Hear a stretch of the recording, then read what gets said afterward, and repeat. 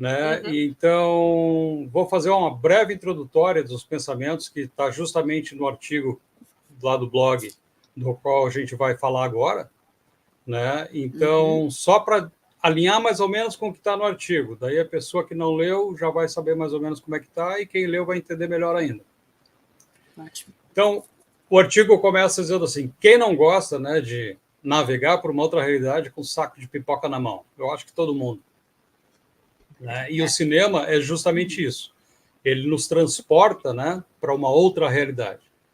Quanto mais carga emotiva tiver um filme, mais ele te tira da tua realidade e te leva para uma outra. Né? E o cinema, na verdade, ele tem uma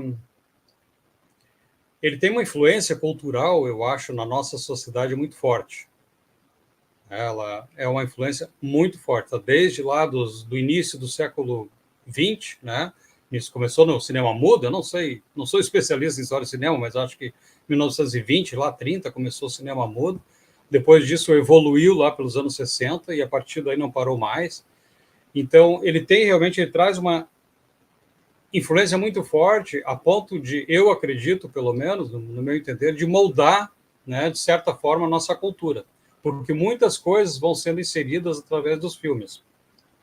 Então, muito da nossa cultura, ela é moldada e a gente acaba replicando, né, reproduzindo aquilo que a gente vê, os modelos, os ídolos, né, aqueles ícones do cinema, pega os grandes, desde os tempos idos lá, o Clark Gable, Marlon Brando, Al Pacino, esses caras, todas as pessoas se espelham nele, né, assim como as grandes atrizes também.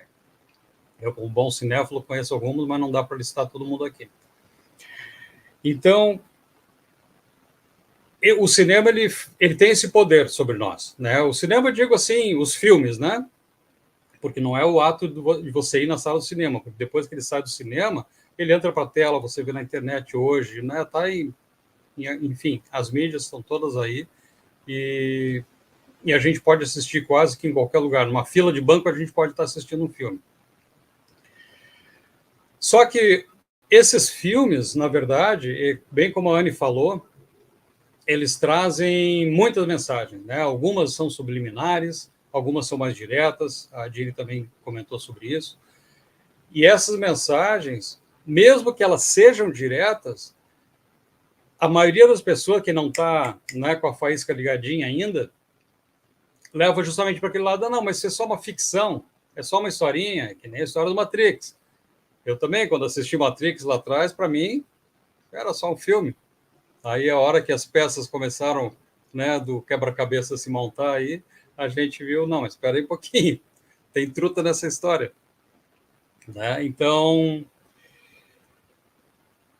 o cinema, na verdade, ele é feito para isso mesmo, para nos manter distraídos, de uma boa parcela da distração vem do cinema, e uma outra parcela. Então, o cinema, assim, digamos que ele seja dividido, o objetivo do cinema, em dois objetivos. Um seria a distração, que são aqueles filmes bobos, que não tem, né, um fundo de mensagem para transmitir, nem nada, é só para nos manter distraídos mesmo. E tem uma outra parcela que é para transmitir mensagens.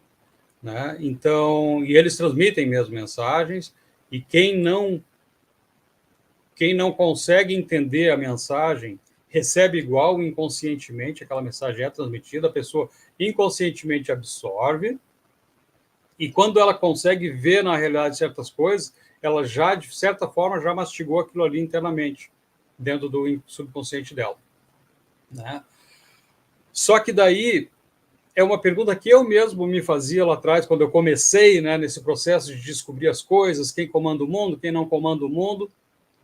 Eu mesmo me perguntava, tá, mas como é que é possível, né, os caras simplesmente darem as regras do cinema? Eles vão lá, eles subornam os diretores, os produtores, os atores para fazer o que eles querem?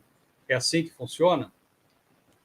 Então, eu fazia para mim mesmo essa pergunta. E eu acredito que, como não lembro qual de vocês aí agora falou, que vê a gente falando aqui, vai dizer que nós somos tudo talvez meio louco, né? Imaginando que essas ficções têm alguma coisa a ver com a realidade. Isso, na verdade, tem um fundo muito, mas muito sólido por trás do cinema, por trás de todos os estúdios de cinema. E aí, então, agora a gente vai ter que mergulhar um pouquinho na história dos dominadores globais, né? Os nossos queridos DGs. Sempre eles. Antes Sempre da eles. gente... Controladores. Controladores. A mão que balança o berço.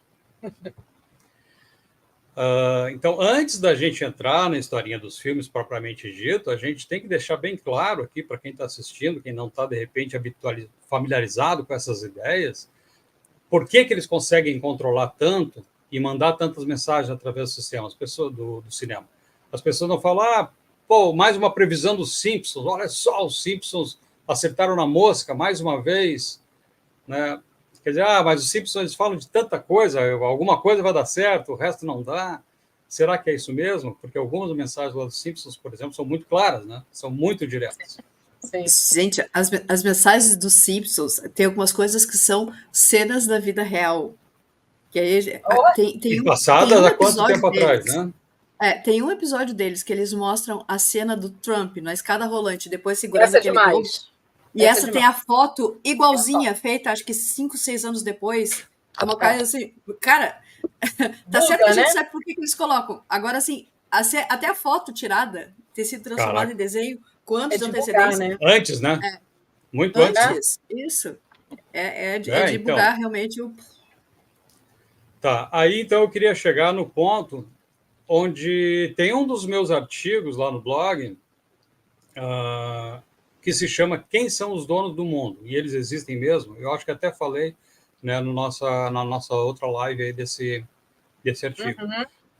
Ali naquele artigo, tá, eu evidencio por A mais B quem são os donos de todas as grandes corporações do mundo, que inclui todos os grandes estúdios, todas as grandes redes de televisão, todos os grandes canais de notícias, de impresso, mídia eletrônica.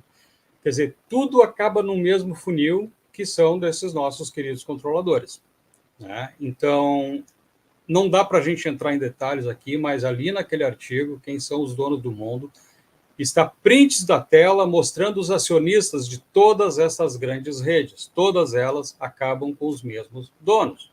São ali... A velha história. A velha história, né, Gê? Do follow the money.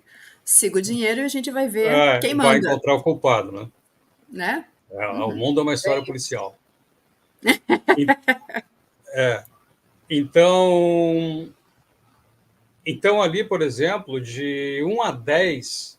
todos os principais acionistas dos grandes conglomerados que possuem os grandes estúdios e possuem todos os canais de mídia e todas as grandes corporações e 100% das empresas e corporações estratégicas do mundo, seja de defesa, energia, alimentação, pode dar o nome que você quiser. Todas elas pertencem às mesmas pessoas. Os 10 primeiros acionistas são sempre os mesmos. Os primeiros e os mais importantes são sempre os mesmos, e se você começar a cabocar quem são os donos daqueles que estão mais abaixo, são aqueles que estão lá em cima. Então, esse é um labirinto que, se você começa a puxar, não tem mais fim. Tá? Então, nesse artigo ali, ele é bastante longo, porque tem print de tela que não acaba mais, porque eu fui colocando uma embaixo da outra. Tá? Justamente para deixar bem claro. E é impressionante, né, Gê, que assim, é o legítimo enredo de rastro, né? Rastro enredado, um é dono do outro, que é dono do um. E assim, quem é dono da número 1? A número 2 é a principal acionista. Quem é a principal acionista número 2? A número 1. A gente pode falar os nomes ou já está proibido aqui também? Não, acho que pode falar. Acho que até dá para falar. BlackRock acho que e isso tudo Vanguard Group. É um funil, né? E lá no bico do funil tem esses 2 nomes. Só que daí você vai dizer, tá, mas são 2 nomes, então são 2... Não. Só que a Vanguard é a maior dona da BlackRock. Tá? E sabe de quem você não encontra? Na ponta do bico do funil, quem está é a Vanguard. Sim. Sabe que nomes que tu não encontra? Os donos da Vanguard. Esse está bloqueadaço, você não consegue encontrar. Esse daí. Então, aí... Estou aqui, ó. Aí a gente volta naquilo que a gente estava falando também lá no outro, né? Lá dos Merovingians, que isso é Black Nobility, papapá, que vai acabar na ponta desse funil aí. Ou não seja, percam o Proibidão, que a gente vai falar justamente dessas criaturas. Caraca! Tá, então, essa introdutória era para deixar bem claro, né, para quem está nos ouvindo aí, que isso não é nenhuma ficção, tá? Isso qualquer um pode fazer a pesquisa. Só eu sugiro, se a pessoa não fala, não entende o inglês, ela tem que pelo menos botar num tradutor e pesquisar em inglês, né? Uhum. Porque em português realmente não se acha muita coisa. Em português não se acha muita coisa. Tem que ser tudo pesquisado em inglês e em outros canais que não outros sites, né, que não o Google, né? Perdão. Então, a gente fala os palavrão aqui de vez em quando. Esmeralda, tua pergunta foi marcada, a gente vai abordar ela no final, tá? Fica tranquila. As perguntas que vocês forem fazendo no chat, a gente está marcando, tá? Para ver se a gente consegue. Só cuidado, por favor. A outra live que nós fizemos com o G quase derrubou o canal, derrubou a live, chegou. Enfim. Então, assim, peço para vocês encarecidamente. Nós estamos sem moderadores, inclusive, uma coisa que depois a gente vai falar e vai ver quem se candidata. Mas, assim, cuidado aí no chat, porque sim, a inteligência artificial também está pegando o chat e a gente tem também humaninhos aqui dando uma olhadinha na gente, sabe? Inclusive, às vezes, dependendo da palavra, a inteligência artificial derruba automaticamente a mensagem que está no chat, a gente nem vê. A gente não consegue nem ver, porque aí a pessoa fica, retiraram. Não foi retirado. Ela é mais rápida que nós. A própria. Ela é mais rápida que nós. Enfim, voltando. Vai, gente, desculpa. Não, vamos lá. É um bate-papo, né? Então é isso aí. Quer dizer, qualquer um pode chegar e não precisa nem ver meu artigo. Vai lá e pesquisa. Quem são os shareholders de tal? Por exemplo, a Comcast, que é um dos grandes conglomerados aí da mídia, né? É dona de um monte de coisa. A Disney, quem é dona da Disney?